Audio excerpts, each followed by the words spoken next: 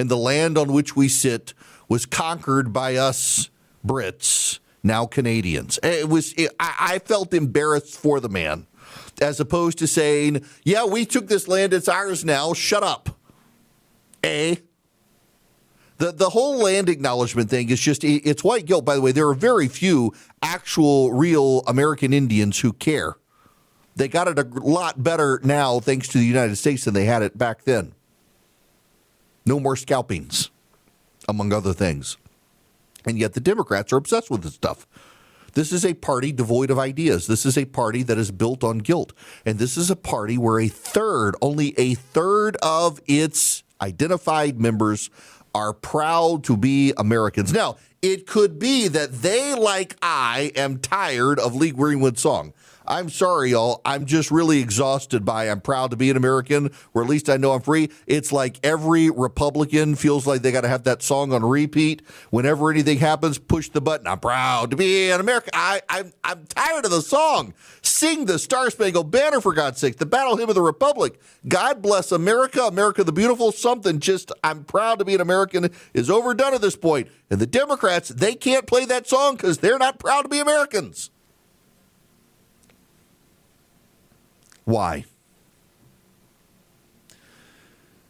The very basic bottom line is Democrats are not proud to be Americans because, one, they are not in power, and two, when they are in power, they have embraced a doctrine of white guilt and guilt for good things. You know, I got to tell you, I am one of those catastrophic thinkers sometimes. I fully admit it. Where if something good happens, I think, oh, great, now something bad's going to happen. The bottom's going to fall out. It can only get worse. I catastrophize. And I know it's not healthy, and I'm mindful of the fact that I do it. I'm always afraid of, well, God's not going to give me this thing that I want because I've done this one thing. That's not how it works, and he's not a genie or a sugar daddy. But the Democrats have really catastrophized their thinking. It's unhealthy as a party. I do it individually. I recognize it and can work on it. How do you get a party out of this catastrophic thinking that the country is bad, the country is racist, the country needs to be fixed, the country, unless made in their image, is irredeemable, the country was founded on systemic racism, all of the mythologies the Democrats have told themselves. And this is part of the problem. You do at some point have to have an inner monologue. Now, I realize there are people who have no inner monologue. The inner monologue is, and I didn't know people did this until a few years ago. It was not that long ago that I understood that these people exist. You know the people who talk to themselves that don't have schizophrenia out loud, they talk to themselves, they don't have an inner monologue. The inner monologue is, be quiet right now. Don't say a word. Listen. You had a thought in your head, didn't you? You could hear yourself in your head. There were words there, weren't there? That's the inner monologue. There are some people who apparently can't do that. They simply can't. Everything has to be verbalized. But in your inner monologue, in your conversation with yourself out loud or in private, you have a conversation. My day's going to be good because of X, Y, or Z. My day's going to be bad because of A, B, or C. I want this to change. I want this to improve. I want this. I need to do this. I need to do that. I can't forget this. You have those conversations. Oh, this day is going well. I'm really thankful for that. God, thank you for this. Thank you for that blessing, God. Thank you. Please, God, give me this. You have that conversation. The Democratic conversation is, this country sucks. This country's not good. How did a majority of Americans elect that jerk? These people are awful. I don't like sharing this country with those people. We need to be in charge.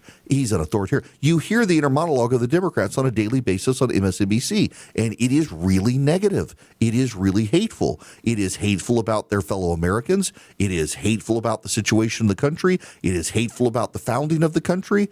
These people have an inner monologue that is actually deeply destructive. It's catastrophic thinking at all times. And it's very hard for those people to win. Now, there's a caveat here for the GOP. The Democrats could win next year. In fact, they just might win next year because it's an off-year election. And in off-year elections, the party out of the White House tends to do well. There are exceptions to the rule, 2002, 2022. There are exceptions to the rule, but Democrats did lose seats in 2022. The Republicans did take over, but barely. The Republicans are on defense. They could lose. And the problem for the Democrats is that if they win, they will think there's nothing wrong. If the Democrats win, they're going to not recognize they have underlying fundamental problems and could set themselves up for disaster in 2028, which I'm fine with, by the way. I'm totally fine with it. But it is actually wild to see one of the two major political parties in this country where only a third of them actually have pride in the country they're trying to win elections in. You have no optimistic narrative to sell to voters. And at the end of the day, voters want something optimistic. Donald Trump sold to voters that if they elected him, he was going to make America great again. And the Democratic message was status quo, inflation's not our fault.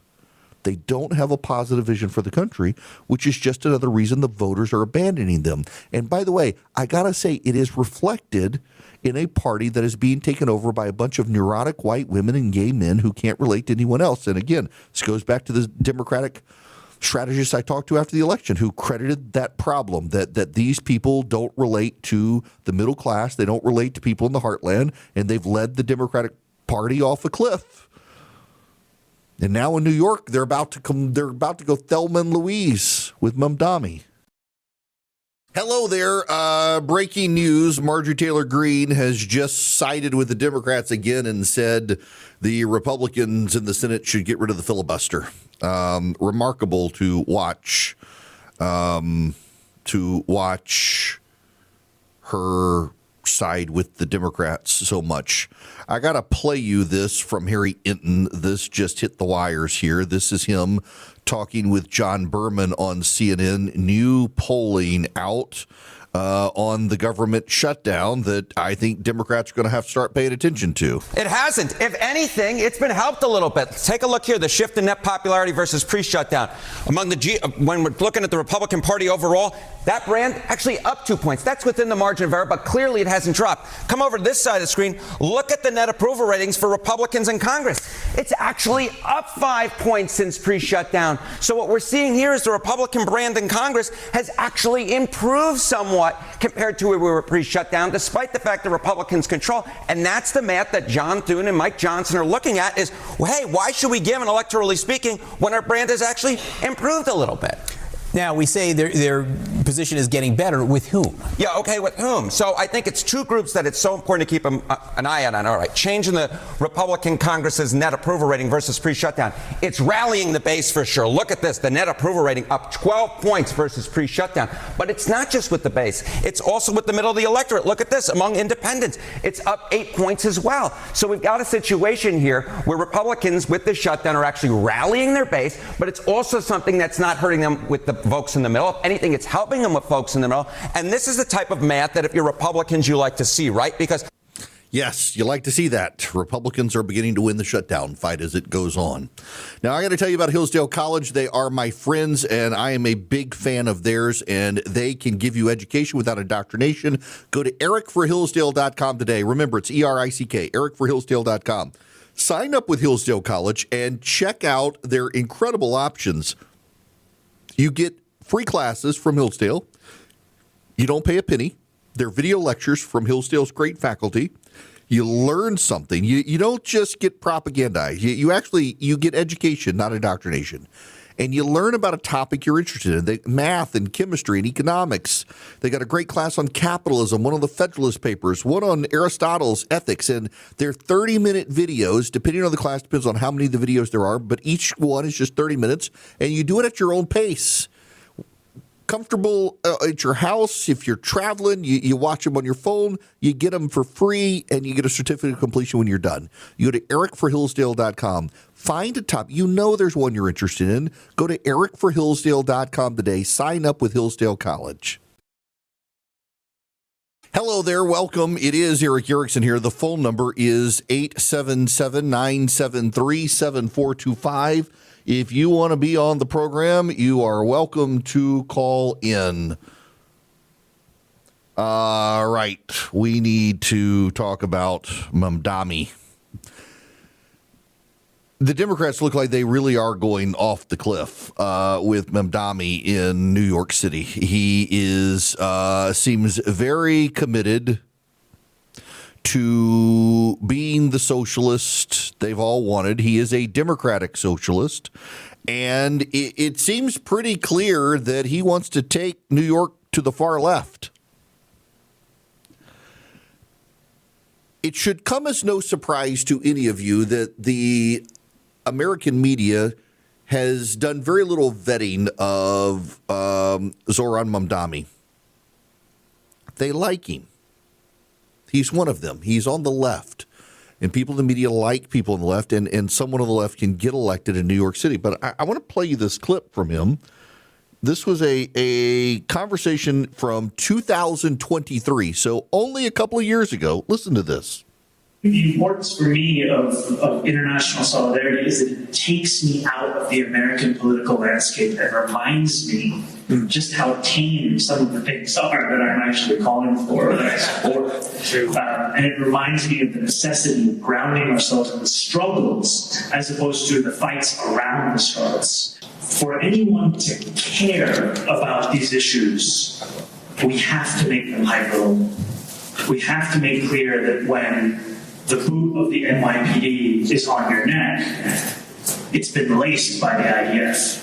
We are in a country where those connections abound, especially in New York City. You have so many opportunities to make clear the ways in which that struggle over there is tied to capital's interest over here. You got that one? So the boots of the police in New York have been laced by the Israeli Defense Force. That's what Mamdani said in 2023. The guy is an anti-Semite. And the media, of course, doesn't care. The media is going to elevate this guy, and I'm glad. I'm actually glad that Zoran Mamdani is probably going to win. In fact, I got to admit, I'm going to be a little disappointed if Mamdani doesn't win. Turnout, by the way, is surging. I read somewhere that more people have already voted early in New York than everyone combined who voted in the primary election there. I really hope this guy wins because I want New Yorkers to feel the democratic socialism that they've insisted that the rest of America has to go through. See, there's a big difference here. And I think every one of you is like, oh, poor New York City. Oh, we've got to stop this guy. I think every one of you is forgetting something. They have foisted a democratic socialist on Chicago. He's now the least popular politician in that city. San Francisco went hard left, far left, and has now had to pull back.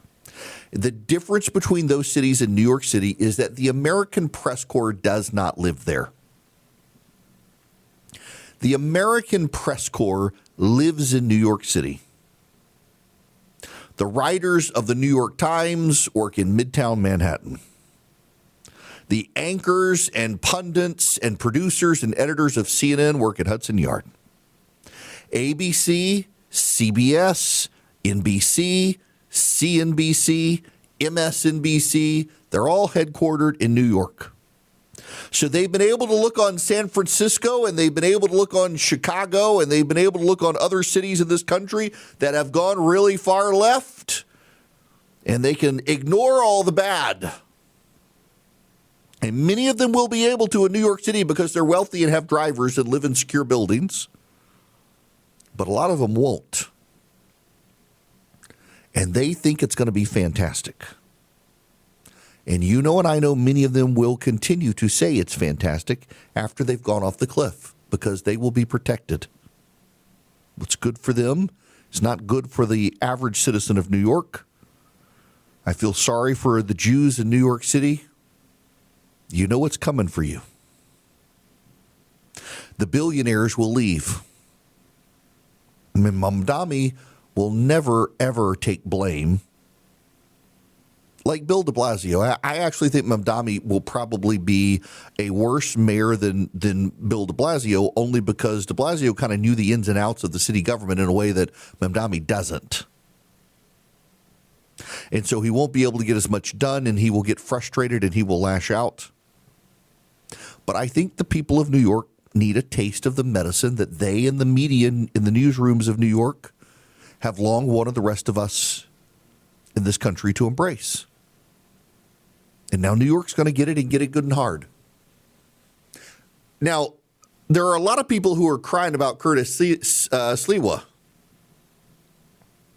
As I've said before, don't blame him. He got his party's nomination. Andrew Cuomo's the one who couldn't get his party's nomination. He ran a terrible primary campaign of low turnout. He's the man who killed people's grandmothers in New York, and he thinks that people should vote for him. He thinks he's entitled to their votes. He thinks he's entitled to Republican votes. His entire strategy is designed to get the Republican out of the race so he can consolidate it. And the polling shows that even if he consolidates his support and Sliwa's support, it's not enough to overcome Mamdani. The people of New York want Mamdani. They're going to get Mamdani, and I want them to have him. I want New York City to feel the policies. I want the good liberals of New York City who have long thought socialism was great. I want them to get the socialism they wanted. I want the billionaire class of Manhattan to feel it. because I know what's coming and you do too. We've seen what happened in San Francisco. We've seen what happened in Chicago. And New York's a great city. I love to go walk around New York City, Central Park. During the daytime, the lights are on, the sun is shining. It's not bad. Great little restaurants. Go to the Bronx, go to the little Italian delis. They're fantastic. Even Brooklyn, for all the hipsters, got some great restaurants, great little shops. And they're going to have to survive this. And many of them, it's what they want. There was a video yesterday. Now, listen, I'm not going to play you the video because I do not want my audience brain damaged. It was 4 women who claimed to be rabbis. Correction. It was 3 women who claimed to be rabbis and 1 man who claims to be both a woman and a rabbi, who were saying how they're knocking on doors for Zoran Mamdani. They want him elected. He'll be great for their people. Now, first of all, if you're claiming to be a woman when you're a man and also a rabbi, first of all, did you go beyond circumcision? I don't know, but beyond that, you're not really with the tribes there, claiming to speak for people you don't really represent.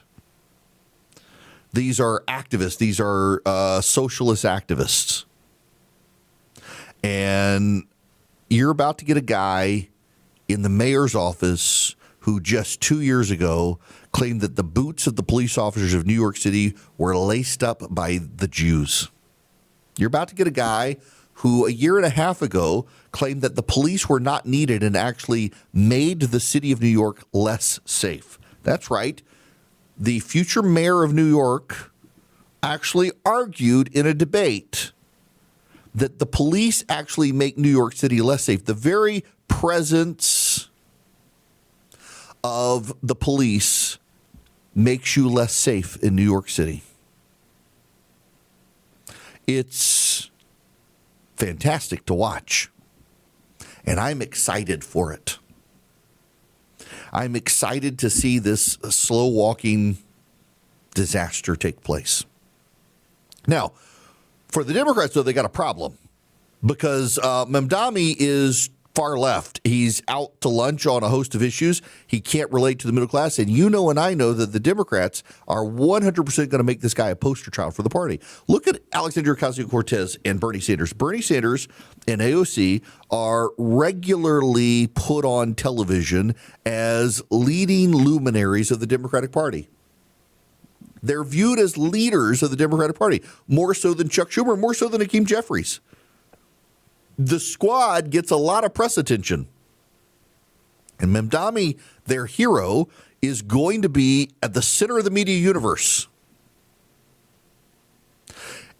He's going to be beloved by the left. I can't wait to hear the conversations on CNBC. I can't wait to see which billionaires decide to get up and leave. You know, one of the things Mamdani wants to do is he wants to raise taxes on the wealthy. We had a Let's Go Brandon moment the other day. Kathy Hochul was campaigning with him, the governor of New York, and people were shouting, tax the rich, tax the rich, tax the rich. And she claimed they were saying something else, like Let's Go Mamdani or something like that. No. They were chanting, tax the rich. You know, you can't keep the rich people in New York City. The rich people have these things called jets, and they go places where they don't have to go back to New York City. There was an interview the other day with this guy, Mamdani, and he claimed that he ran for student body like vice president. And his platform was that all of the juices that they would be served would be locally sourced and pressed from local fruit. That if they were going to drink juice at their school, it needed to be sourced from local fruit that was freshly pressed. And he said he realized he overpromised. On Jon Stewart's show, Jon Stewart interviewed him, fawned all over him as you would expect. And Mamdani said he was going to make buses fast and make buses free. and he was going to use a corporate tax and a millionaire's tax to help pay for everything. The corporations aren't going to stay, and the millionaires and the billionaires aren't going to stay. They're going to pack up and move to Florida. Ron DeSantis cannot wait for Zoran Mamdani to get elected. Problem is those millionaires and billionaires are going to move to Florida and turn the state blue again. I mean, these people never learn their lessons. That's the crazy thing about Democrats is they flee a state because of progressive politics and keep voting progressive and wonder why the state they got to shifted on them because you idiots kept voting Democrat. Maybe he'll radicalize people. Maybe people will finally get a clue. But I'm glad it's happening. I want the National Press Corps that has long fawned over these socialists and never really had to feel the effects of their policies. I want them to feel the policies. I want them to feel unsafe in New York City because this guy decided to defund the police. I want them to do that because the press has always kind of pretended that crime's not really a problem and socialist policies don't make crime. I want the members of the press to have to live the way people in Chicago and San Francisco have lived that the press has said are fine. I want the press to live like the people in New Orleans have had to live. And maybe many of them will say, well, that's just the cost of living in a city, except they'll have a time before Mamdani was where things were better than it is now. I don't want bad things to happen to these people, but I want them to have to deal with the consequences of the policies they have long advocated for. And they have long advocated for the sort of socialism this guy is pushing. And so I want them to feel the effects of it. I want them to get a great taste of the medicine they've insisted the rest of us should take. I want them to feel it. And yes, there will be a lot of them who are true believers who don't have to feel the effects because of their money and their privilege. But for the rest of us, I want the producers and the editorialists and the editors who shape the news at night at ABC, CBS, NBC, CNN, MSNBC, the New York Times. I want them to get the full Mamdani. And then really 4 years from now, tell us how much they liked it.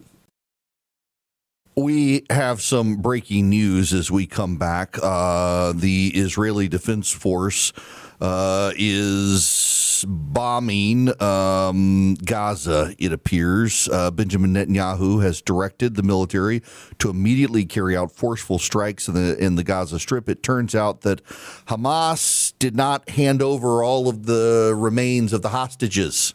They handed over pieces of the hostages that had died. And now they've attempted to hand over some more and are now acknowledging that they were handing back body parts, not actually the full remains. And the Israelis, it looks like, are about to launch some strikes in Gaza as a result. And of course, the Democrats are saying this is all about Donald Trump. Everything is about Donald. The obsession of is just it's wild to me. They got to make everything about Donald Trump. Meanwhile, the Democrats have just now voted for the 13th time to keep the government from reopening. Oh my goodness gracious! These people. I want to go back to the Harry Itten. I played you the Harry Itten audio.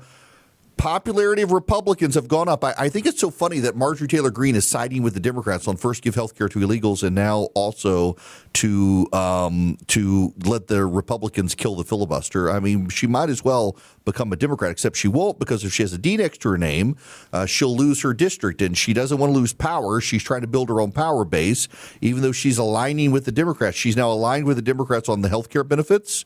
She's aligned with the Democrats on what was the other one that she? Too overbroad on deportations. She's aligned with the Democrats on getting rid of the filibuster. She's just becoming a Democrat, but she's keeping the R next to her name. She's the Cynthia McKinney of Republican politics at this point, including all the Jewish conspiracies from space lasers and the like. It's just wild to watch.